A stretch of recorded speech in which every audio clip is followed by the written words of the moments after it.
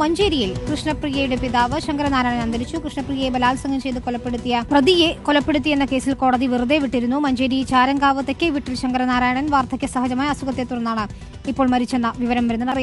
Hello friends, പുതിയൊരു വീഡിയോയിലേക്ക് എല്ലാവർക്കും സ്വാഗതം.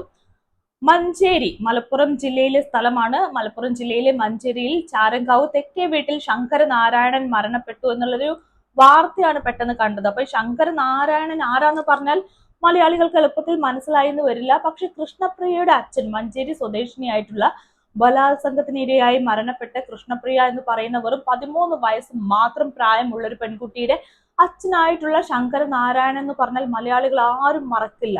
മലയാളികളുടെ മനസാക്ഷി എക്കാലവും കൂടെ നിന്നിട്ടുള്ള, അല്ലെങ്കിൽ ഇദ്ദേഹത്തിനോടൊപ്പം നിന്നിട്ടുള്ള ഒരു സാഹചര്യം ഉണ്ടായിട്ടുണ്ട്. അദ്ദേഹത്തിനോട് സർവ്വ പിന്തുണയും കൊടുത്ത് മലയാളികൾ ഒപ്പം നിൽക്കാൻ ആഗ്രഹിച്ച സമയം ഉണ്ടായിട്ടുണ്ട്. സോ ശങ്കരനാരായണൻ എന്ന് പറയുന്ന അച്ഛന്റെ മരണം അതുകൊണ്ടൊക്കെ തന്നെയാണ് പ്രസക്തമാകുന്നതും.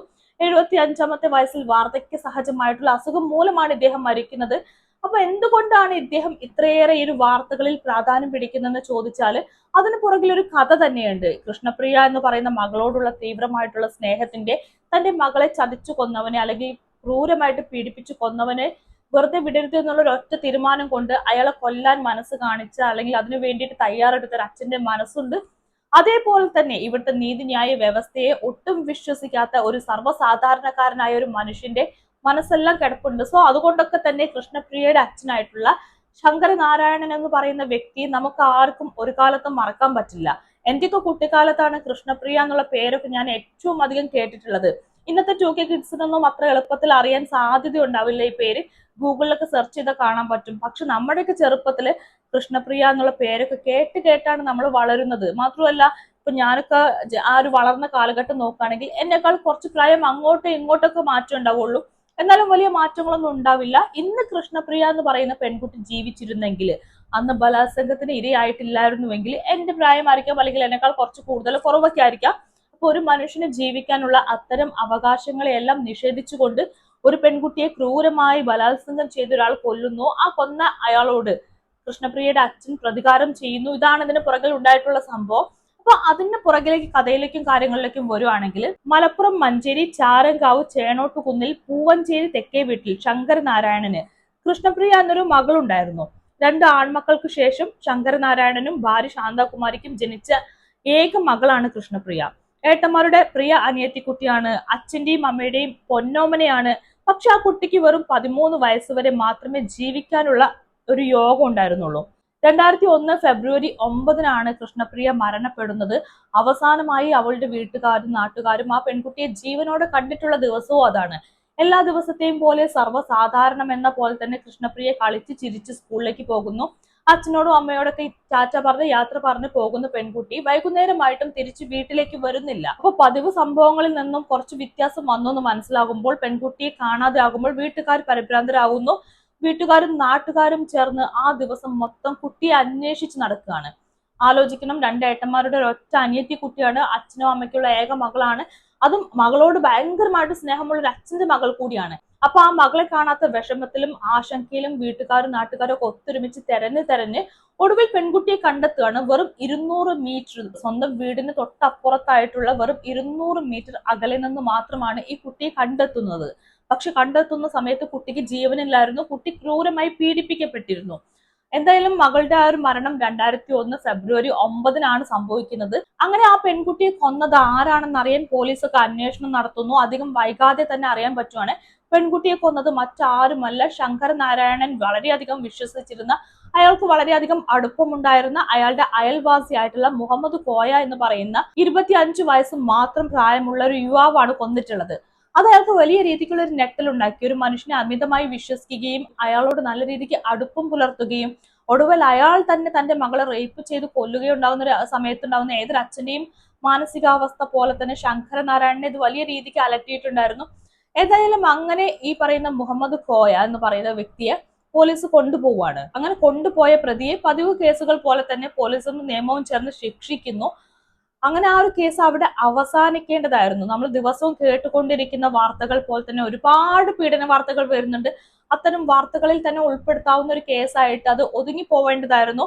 പതിവ് പീഡന വാർത്തകൾ പോലെ തന്നെ കുറച്ചു കാലം കഴിഞ്ഞാൽ ആ പറയുന്ന മുഹമ്മദ് കോയ എന്ന് പറയുന്ന പ്രതി ലാഘവത്തോടു കൂടി നാട്ടിലിറങ്ങി നടക്കേണ്ടി വരുമായിരുന്നു. പക്ഷെ ഇതിൽ സംഭവിച്ച ട്വിസ്റ്റ് എന്ന് പറയുന്നത് വേറെയാണ്. ഈ മുഹമ്മദ് കോയ എന്ന് പറയുന്ന പ്രതി കൃത്യം 1 വർഷം കഴിഞ്ഞ് ജാമ്യത്തിൽ ഇറങ്ങുന്നു. ജാമ്യത്തിൽ ഇറങ്ങിയ ഇയാൾ 2002 ജൂലൈ 27 കൊല്ലപ്പെടുന്നു. അപ്പൊ ഒരു ദിവസം നമ്മളെല്ലാവരും ഞെട്ടലോട് കൂടി കേട്ട വാർത്തയായിരുന്നു, ജാമ്യത്തിലിറങ്ങിയ മുഹമ്മദ് കോയ എന്ന് പറയുന്ന പ്രതിയെ കൃഷ്ണപ്രിയയുടെ അച്ഛൻ വെടിവെച്ച് കൊല്ലുന്നു, അദ്ദേഹം പോലീസിന് മുമ്പിൽ കീഴടങ്ങുന്നു എന്നുള്ള സംഭവം വളരെയധികം ഞെട്ടലോടെയാണ് നമ്മൾ ആ സമയത്ത് കേട്ടിട്ടുണ്ടായിരുന്നത്. അതിനകത്ത് തന്നെ ശങ്കരനാരായണന്റെ കൂടെ സർവ്വ പിന്തുണയുമായിട്ട് നിന്നത് 2 ഫ്രണ്ട്സ് ആയിരുന്നു. അദ്ദേഹത്തിന്റെ വളരെ അടുപ്പമുള്ള 2 സുഹൃത്തുക്കളായിരുന്നു. ആ സുഹൃത്തുക്കൾ തുടക്കം മുതൽ ഈ ഒരു കൊലപാതകം വരേക്കും കൂടെ നിന്നിട്ടുണ്ടായിരുന്നു. ആ കാര്യം അവർ വെളിപ്പെടുത്താൻ തയ്യാറായി. എന്തായാലും ശങ്കരനാരായണൻ നിയമത്തിന് മുമ്പിൽ അയാൾ ചെയ്തത് വളരെ തെറ്റായിട്ടുള്ള കാര്യമാണെങ്കിലും ഒരാളുടെ ജീവൻ എടുക്കാനുള്ള അവകാശം മറ്റൊരു വ്യക്തിക്ക് ഇല്ല എന്ന നിയമം ഉറച്ച ബോധ്യത്തോടു കൂടി പറയുന്നുണ്ടെങ്കിൽ കൂടി കേരളത്തിലെ ജനങ്ങളെല്ലാം ആ സമയത്ത് ശങ്കരനാരായണന്റെ കൂടെയായിരുന്നു. ആ അച്ഛന്റെ മനസാക്ഷിയോടൊപ്പമായിരുന്നു നമുക്കെല്ലാം നിൽക്കാൻ തോന്നിയിട്ടുള്ളത്. ഇത്തരത്തിൽ സ്വന്തം മക്കളെ കൊല്ലുന്ന ആളുകളെ വെടിവെച്ച് കൊല്ലണം അല്ലെങ്കിൽ കുത്തിക്കൊല്ലണം എന്നൊക്കെ തന്നെയാണ് മലയാളികളൊക്കെ ആഗ്രഹിക്കുന്നത്. മലയാളികൾ എന്നല്ല, എല്ലാ മനുഷ്യരും അങ്ങനെയൊക്കെ തന്നെയാണ് ആഗ്രഹിക്കുന്നത്. അവരുടെ ആഗ്രഹം പോലെ തന്നെയാണ് ശങ്കരനാരായണൻ പ്രവർത്തിച്ചിട്ടുള്ളത്. അങ്ങനെ ശങ്കരനാരായണനെ കോടതി ശിക്ഷിച്ചെങ്കിലും പിന്നീട് തെളിവുകളുടെ അഭാവത്തിൽ 2006 ഇദ്ദേഹത്തെ ഹൈക്കോടതി വെറുതെ വിടുന്നത്. കൂടെ ഉള്ളവരെ 3 വർഷം വീതം അവർക്ക് ശിക്ഷ വിധിച്ചു. ഇദ്ദേഹത്തെ 2006 ഹൈക്കോടതി വെറുതെ വിടുകയും ചെയ്തു. ഇതിനകത്ത് എല്ലാ മാധ്യമങ്ങളും പറഞ്ഞ ഒരു സംഭവം ഉണ്ടായിരുന്നു. ശങ്കരനാരായണൻ അദ്ദേഹത്തിന്റെ മകളുടെ മരണശേഷം അത്രയും കാലം അദ്ദേഹം മകളുടെ കൂടെ കിടന്നിട്ടുള്ള ആ പായയിൽ പിന്നീട് ഒരിക്കലും കിടന്നിട്ടില്ല. മകളുടെ ആ ഒരു കൊലപാതകിയെ കൊന്നതിനു ശേഷമാണ് അദ്ദേഹം ഒന്ന് പുഞ്ചിരിച്ചതെന്ന്. അതും കോടതിക്ക് അകത്തു വെച്ചായിരുന്നു പുഞ്ചിരിച്ചത്. അപ്പൊ എന്തായാലും ഓരോ സാധാരണക്കാരനും ആഗ്രഹിച്ചതുപോലെ തന്നെ സ്വന്തം മകളുടെ കൊലയാളിയെ കൊന്നിട്ടുള്ള ശങ്കരനാരായണൻ ഇന്നും മലയാളികൾക്ക് ഒരു ഹീറോ ആണ്. അയാൾ ഒരു കുറ്റവാളിയായിട്ട് ആർക്കും കാണാൻ പറ്റുന്നില്ല, അയാൾ ഒരു പ്രതിയാണെന്ന് ആരും പറയുന്നില്ല. ഇങ്ങനെ തന്നെ ചെയ്യണമെന്നാണ് ഓരോ രക്ഷിതാക്കളും ആഗ്രഹിക്കുന്നത്. അവർക്ക് ചെയ്യാൻ പറ്റാതെ പോകുന്ന കാര്യം കൂടിയാണിത്. ഇപ്പൊ ജിഷയുടെ മരണസമയത്ത്, സൗമ്യയുടെ മരണസമയത്തൊക്കെ മലയാളികളെല്ലാം ഒരുപോലെ ആഗ്രഹിച്ച ഒരു സംഭവമായിരുന്നു ആ കൊന്നിട്ടുള്ള അവരുടെ ജീവിതം ഇല്ലാണ്ടാക്കിയിട്ടുള്ള പ്രതികൾ എന്ന് പറയുന്ന ആളുകളെ ഇതുപോലെ നശിപ്പിച്ച് കളയാന്. പക്ഷെ അത് കഴിയുന്നില്ല എന്ന് മാത്രമല്ല, ഇവിടുത്തെ നിയമത്തിൽ പോലും ഇത്തരം വാർത്തകൾ വന്നതോടുകൂടി മലയാളികൾക്കൊക്കെ ഒരു വിശ്വാസം നഷ്ടപ്പെട്ടു തുടങ്ങി. കാരണം സ്ത്രീകളെ ബലാത്സംഗം ചെയ്ത് കൊല്ലുന്നവനും സ്ത്രീകളെ പീഡിപ്പിക്കുന്ന ആളുകൾക്കൊക്കെ ഇവിടെ വലിയ രീതിക്കുള്ള ശിക്ഷകളൊന്നും കൊടുക്കുന്നില്ല. കുറച്ച് വർഷങ്ങൾ അവരവിടെ ജയിലിൽ കിടന്നിട്ട് വീണ്ടും കൂളായിട്ട് പുറത്തേക്ക് ഇറങ്ങുന്നു. അല്ലെങ്കിൽ ജയിലിൽ വളരെ നല്ല ഫുഡൊക്കെ കിട്ടിയിട്ട് നമ്മുടെ ഗോവിന്ദ സ്വാമിയൊക്കെ പോലെ തന്നെ വലിയ രീതിക്ക് ആ ഒരു മാറ്റമൊക്കെ സംഭവിച്ച് ബോഡിയൊക്കെ നന്നായിട്ട് സെറ്റ് ചെയ്യാൻ പറ്റി. അങ്ങനെയൊക്കെ അവർക്ക് മാറ്റങ്ങൾ സംഭവിക്കുകയാണ് ചെയ്യുന്നത്. സോ അത്തരം ഒരു സിറ്റുവേഷൻ ഉള്ള ഒരു നാടിനകത്ത് നീതിന്യായ വ്യവസ്ഥയെ പോലും ജനങ്ങൾ വിശ്വസിക്കാത്ത ഒരു കാലത്ത് കൃഷ്ണപ്രിയ എന്ന് പറയുന്ന പെൺകുട്ടിയുടെ അച്ഛൻ ഹീറോ തന്നെയായിരുന്നു, ഇപ്പോഴും ഹീറോ ആണ്. നമ്മൾ പറയാറുണ്ട് ജനാധിപത്യ രാജ്യത്ത് ഒരിക്കലും തൂക്കിക്കൊലകൾ പാടില്ല, അല്ലെങ്കിൽ അത്തരം ജനവിചാരണകൾ പാടില്ല എന്നൊക്കെ. പക്ഷെ ചില സമയങ്ങളിൽ ചില സന്ദർഭങ്ങളിൽ നമ്മളത് ആഗ്രഹിച്ചു പോകും സ്വാഭാവികമായിട്ടും. ഒരു പെൺകുട്ടിക്ക് ജീവിക്കാനുള്ള അവകാശം ഇല്ലാണ്ടാക്കിക്കൊണ്ട് ആ കുട്ടിയെ ലൈംഗികമായിട്ട് ഉപദ്രവിക്കുക, അതുപോലെ തന്നെ അവരുടെ ജീവനെ തന്നെ ഇല്ലാണ്ടാക്കുക എന്നൊക്കെ പറയുന്ന സംഭവത്തോട് ഒട്ടും യോജിക്കാൻ പറ്റില്ല.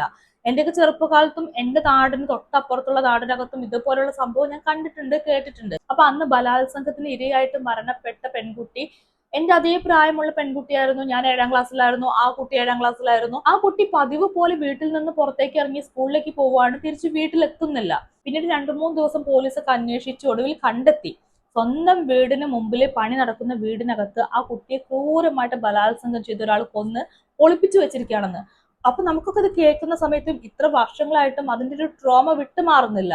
നമുക്കൊരു ആഘാതം തന്നെയാണ്. അപ്പൊ നമ്മുടെ സമൂഹത്തിൽ നമ്മുടെ കൂടെ കളിച്ചു വളർന്ന പെൺകുട്ടികൾ, അല്ലെങ്കിൽ ഇപ്പം വളർന്നുകൊണ്ടിരിക്കുന്ന പെൺകുട്ടികളൊക്കെ ഇങ്ങനെ ദിനം പ്രതി ആക്രമിക്കപ്പെട്ടുകൊണ്ടിരിക്കുകയാണ്. ഇന്നത്തെ സാഹചര്യമൊക്കെ നോക്കുന്ന സമയത്ത് ശങ്കരനാരായണനെ പോലുള്ള ആളുകൾ ഇവിടെ വേണമെന്ന് പോലും നമുക്ക് തോന്നിപ്പോവും. ഒരു പെൺകുട്ടിക്ക് പോലും സ്വസ്ഥമായിട്ട് ജീവിക്കാൻ പറ്റാത്ത അവസ്ഥയാണ്. സ്വന്തം വീടിനകത്ത്, നാടിനകത്ത്, കുടുംബ വലയത്തിനുള്ളിൽ ഒക്കെ മൊത്തം കുട്ടികൾ ഇങ്ങനെ പീഡിപ്പിക്കപ്പെട്ടുകൊണ്ടിരിക്കുകയാണ്. അപ്പൊ ഇത്തരം വാർത്തകളും സാഹചര്യങ്ങളൊക്കെ ദിനം പ്രതി നമ്മൾ കണ്ടുകൊണ്ടിരിക്കുമ്പോൾ നമ്മളും ചിന്തിച്ചു പോവും, ശങ്കരനാരായണനെ പോലെ ഒരാളൊക്കെ ഒരു തോക്കെടുത്ത് മുമ്പോട്ട് വന്നിരുന്നെങ്കിൽ നന്നായിരുന്നു എന്ന്. കാരണം നിയമത്തിന് ഇവിടെ ഒന്നും ചെയ്യാൻ പറ്റില്ല. നിയമത്തിന് ഇവിടെ യാതൊരു ഉറപ്പുമില്ല, ഒരു ബലവുമില്ലാത്ത നിയമമാണ്.